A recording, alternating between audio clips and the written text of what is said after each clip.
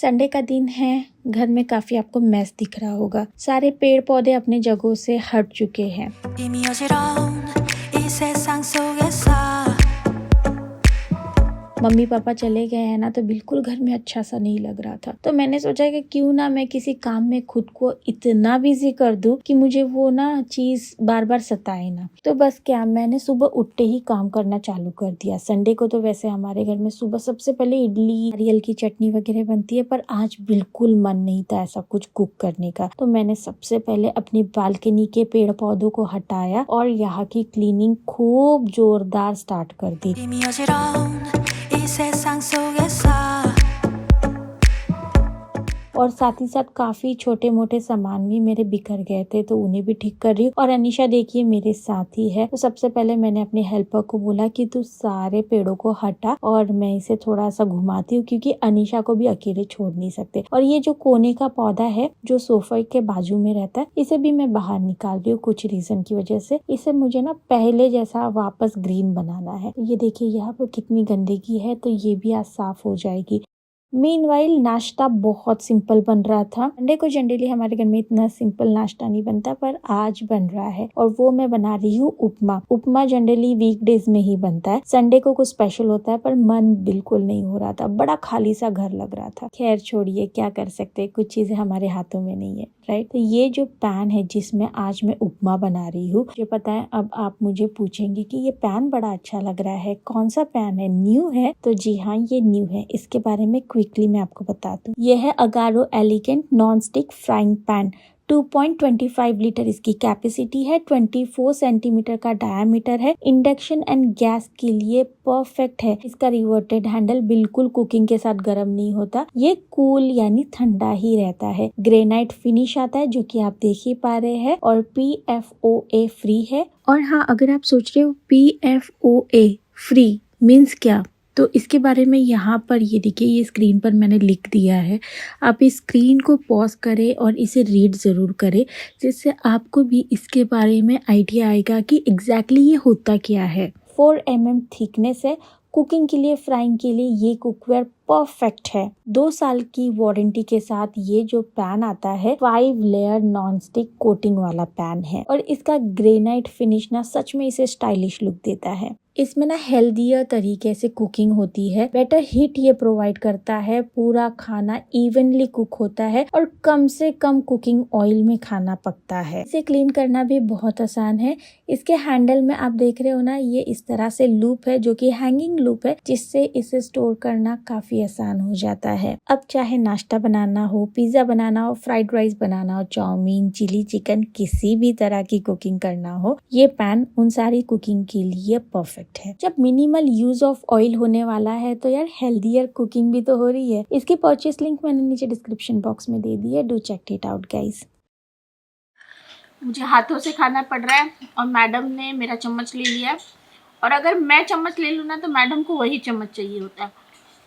तो जो भी मैं चम्मच ले लूँ वो ले ही लेगी और ये चम्मच छोड़ देगी। सो बेटर मैं ही हाथों से खा लेती हूँ।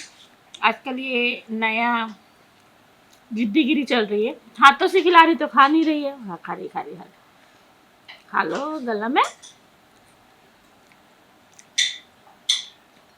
फुल अपनी मन मर्जी चल रही है। मुझे खुद नहीं पता रहता है कि आजकल ये क्या डिमांड करेगी, क्या मांगेगी, क्या नहीं मांगेगी। एवरी सेकंड इसका नया रूप देखने को मिल रहा है।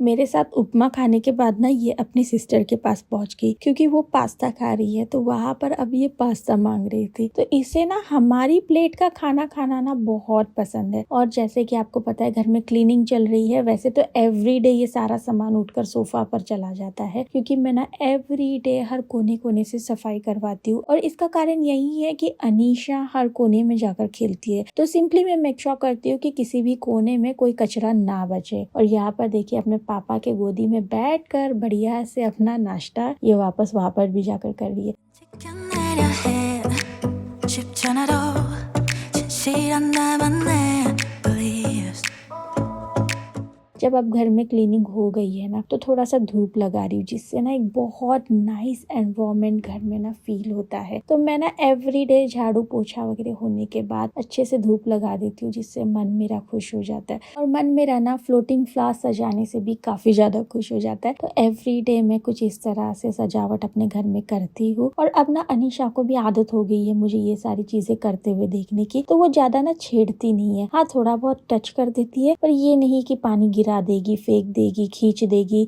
ये सारी चीजें नहीं करती। चुपचाप अपना देखती रहती है।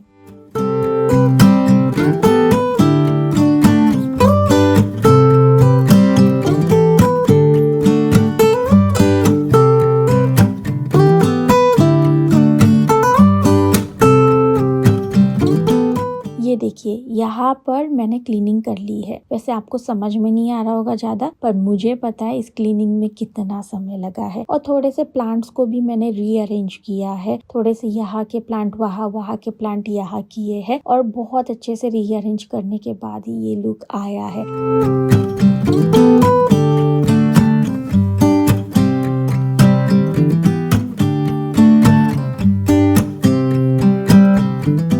अब ये वाले कॉर्नर को रीअरेंज करती हूँ, बट देन आई रियलाइज कि कोने में तो अच्छे से क्लीनिंग हुई ही नहीं है। तो हमारे घर में जो आंटी झाड़ू पोछा करती है, उन्होंने ना कोने से ये सफाई छोड़ ही दी थी, तो उस सफाई को वापस हमें करना पड़ गया था। और ये प्लांट्स को ना यहाँ से वहाँ सरकाना भी काफी मेहनत वाला काम हो जाता है, क्योंकि ये जो प्लांट्स है ना बड़े बड़े पॉट्स में लगे हैं, तो इनके ये जो प्लांटर्स है ना काफी हेवी है यहाँ से वहाँ सरकाने में भी। और कुछ एक पौधे ना सही से बढ़ भी नहीं रहते, तो मैं सोच ही रही थी कि उन्हें कट कर दूं, पर इन्हें काटने वाला ये जो कैंची है ना, ये भी मेरी खराब हो चुकी है। तो इसके लिए भी मुझे ऑर्डर प्लेस करना है। जब भी ये सारी चीजें आएंगी मैं आपको दिखाऊंगी। तो मुझे गार्डनिंग वैसे ही बहुत ज्यादा पसंद है, वैसे ही मेरे मम्मी पापा को भी बहुत ज्यादा पसंद थी, तो उन्होंने अपनी तरफ से काफी अच्छी गार्डनिंग करके गए हैं। मेरे हर एक पौधे में इतना ज्यादा खाद पानी डाल कर गए हैं। तो बस उन्हीं के याद में थोड़ा सा पौधों को रीअरेंज कर रही हूँ, मान लीजिए आप ऐसा। तो सारे प्लांट्स को मैं चेक कर रही थी कि भाई कौन सा प्लांट कहाँ रखने के बाद क्या लुक आ रहा है, क्योंकि ना मुझे एक वो जंगल थीम चाहिए। और जंगल थीम के लिए ना एक साथ सारे प्लांट्स को रखो ना, तो आपका एक छोटा मिनी जंगल घर में ही तैयार हो जाता है। मैं वो लाइन से प्लांट्स नहीं रखना चाहती हूँ। आप मेरे घर में इसलिए लाइन से प्लांट्स नहीं देखेंगे। मुझे यही तरीका अच्छा लगता है, जहाँ पर एक मिनी जंगल जैसा लुक आ जाता है। अब जब सारे प्लांट्स अच्छे से अरेंज हो गए हैं, तो इन्हें नहलाने की जो ड्यूटी थी ना, वो अनिका ने ले ली थी। यहाँ पर स्प्रे बॉटल की मदद से वो नाइस इन्हें शार दे रही है, जिसकी वजह से इनके पत्ते भी फ्रेश हो जाते हैं। उनके ऊपर जो भी धूल मिट्टी है वो निकल जाती है, और उसके बाद जो इन पौधों का लुक आता है ना गाइस, मानो जन्नत सा फील होता है। तो हर जगह घूम घूम कर अनिका इन पौधों को नाइसली स्प्रे बॉटल की मदद से स्प्रे कर रही थी। और उसी समय घर के भी बहुत सारे छोटे मोटे काम जो मैं खत्म कर रही हूँ। तो अनिका का जो यूनिफॉर्म है वो भी मशीन में धुल गया था, तो मैंने सोचा कि इसे भी फैला दूं, दिन भर में सूख जाएगा। तो संडे को देखिए यही छोटे मोटे बहुत सारे काम रहते हैं। तो जब तक मैं अपना काम कर रही थी, अनिका यहाँ पर जो मैंने फूलों वाले पौधे लगाए हैं सेकंड बालकनी में, उन्हें भी अच्छे से स्प्रे करके पानी डाल रही थी और उन्हें भी क्लीन करने का काम कर रही थी। वैसे अनिका ना ये सारे काम नहीं करती है, बट ना आज कहीं ना कहीं उसे भी घर में बड़ा खाली खाली सा फील हो रहा था, तो वो खुद से ये काम करने आई, वरना वो जनरली नहीं करती है। पर मैं समझ गई थी कि खालीपन तो लग रहा है नाना नानी के जाने से। दोस्तों, प्रेजेंट है अनीशा द कारनामा। उसको दिखा रही तो हंस रही खुद को देखकर। काम ही उसने ऐसा किया, अरे उसके हाथों में भी इसने कारनामा ही कुछ ऐसा किया है गाइस।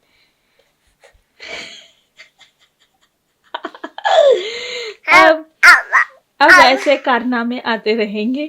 नजर हटी दुर्घटना घटी वाली बात है। देख रहे हो आप क्या कारनामा हुआ है, और अब निकली है अगले कारनामे को वो करने के लिए।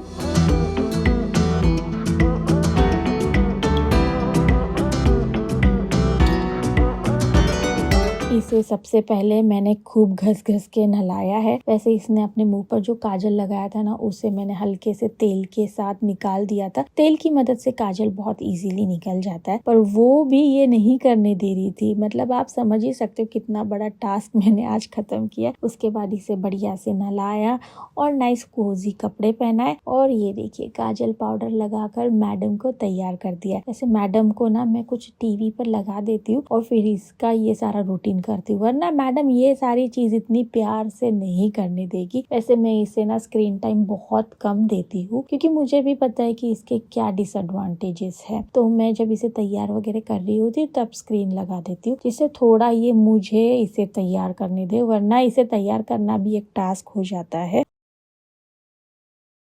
और तैयार होने के बाद यहाँ पर मैं इसे ना खिचड़ी खिला रही हूँ, जिसमें मैंने खूब सारी वेजिटेबल्स डाली थी और मैं हाथों से ही इसे खिचड़ी खिलाती हूँ, जिससे ना मुझे खाने का टेम्परेचर सही से समझ में आता है। कई बार चम्मच में हमें समझ में नहीं आता है, तो हाथों से खिलाओ ना तो सही से टेम्परेचर हमें समझ में आता है। जो टेम्परेचर सही लगता है फिर मैं इसके मुंह में डालती हूँ। तो बढ़िया गर्मा गर्म इसे खिचड़ी खिला दी और इसे भूख लगी हुई थी, तो इसने भी चुपचाप खा ली, वरना इतने प्यार से बच्चे नहीं खाते, आप भी जानते हो। पर जब इसे भूख लगी रहेगी ना तो ये चुपचाप खाएगी। पीछे राज आज हम सबके लिए लंच बना रहे, तो उन्होंने ना आज किचन से मुझे छुट्टी दे दी थी। उन्होंने बोला आज लंच और डिनर मेरी जिम्मेदारी। तो लंच वो ऐसा वैसा तो नहीं बनाएंगे, बड़ा ही फैंसी था। ये अमेरिकन चॉप्सी बना रहे थे। तो अमेरिकन चॉप्सी के लिए ना नूडल्स को उबालने के बाद उबले हुए नूडल्स को तल लिया जाता है। तो बस ये देखिए ये गोल गोल करके उन्होंने तल लिया था। और अमेरिकन चॉप्सी के लिए जितनी भी प्रेपरेशन चाहिए ना सारी उन्होंने कर ली थी। सारी वेजेस काट ली थी, सारे सॉसेस निकाल लिए थे, कॉर्न स्टार्च यहाँ पर घोल कर रख दिया था, सारी प्रेपरेशन उन्होंने कर ली थी। और फिर उन्होंने अपना किचन खोला। जी हाँ, ये सारी चीजें मेरी किचन में नहीं बन सकती थी, क्योंकि मेरे पास ये हाई फ्लेम वाला बर्नर नहीं है। उन्होंने स्पेशली इस तरह की कुकिंग के लिए ये हाई फ्लेम वाला बर्नर उनके ऑफिस में लगवाया है। तो ये हाई फ्लेम वाले बर्नर पर ही ये कुकिंग ना अच्छी वाली एकदम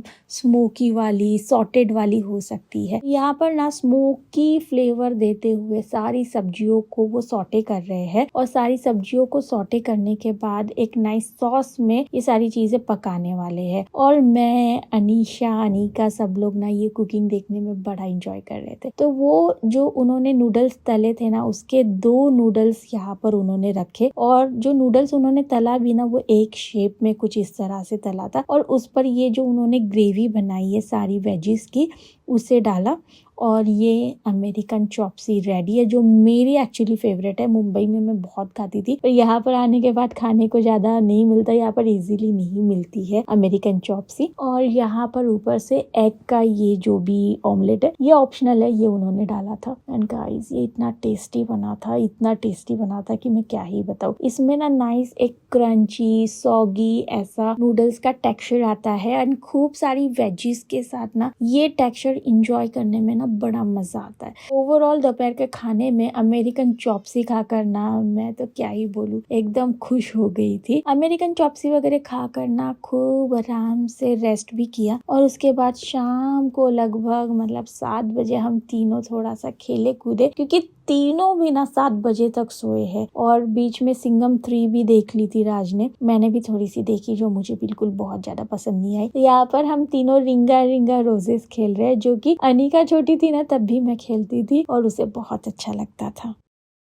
एंड जैसे कि मैंने बोला था राज बोले थे कि आज वो डिनर भी बनाएंगे, तो यहाँ पर मटन बना रहे हैं। मटन की भी सारी प्रेपरेशन उन्होंने कर ली है। इनका ये ना हाई फ्लेम वाला बर्नर है ना, इस पर कुकिंग बड़ी जल्दी हो जाती है। जैसे कि आपने कल परसों के व्लॉग में खीर देखी होगी, वो भी 15 से 20 मिनट में तैयार हो गई थी, और यहाँ पर ये मटन भी तैयार हो गया था। तो बस डिनर में संडे के हमने मटन एंड राइस खाया। उसके बाद हम लोग टीवी देख रहे थे, और बड़ा ही मतलब घर में खाली खाली सा फील हो रहा था, बिल्कुल अच्छा सा नहीं लग रहा था। उसके बाद हम जाकर सो गए। ठीक है, so next day guys Monday morning को वैसे ही बड़े काम रहते हैं। तो मंडे मॉर्निंग को काफी सारी चीजें किचन में प्रिपेयर हो रही है। एंड ये जो मेरी हाउस हेल्पर है ना, ये सच में गाइस ब्लेसिंग्स है मेरे लिए। बहुत समझदार है, बहुत अच्छी है, बहुत अच्छे से चीजों को मैनेज भी करती है। यहाँ पर मैं सिर्फ टिफिन ही नहीं बना रही हूँ, तो मैं दोपहर के खाने की भी प्रेपरेशन कर रही हूँ एंड सुबह का नाश्ता वो भी। तो मैं जब किचन में घुसती हूँ ना, 1.5-2 घंटे में